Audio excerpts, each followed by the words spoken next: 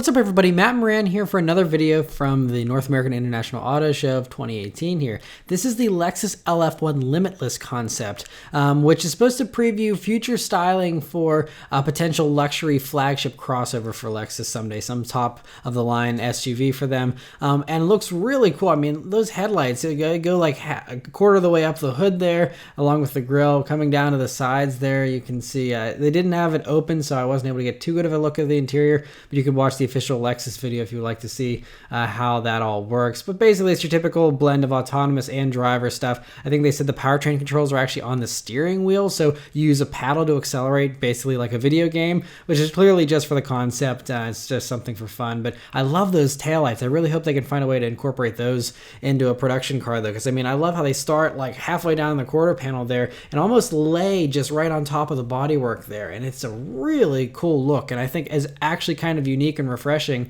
I mean, they look like they're like roller coaster tracks or something. Just so cool. I love the way that looks.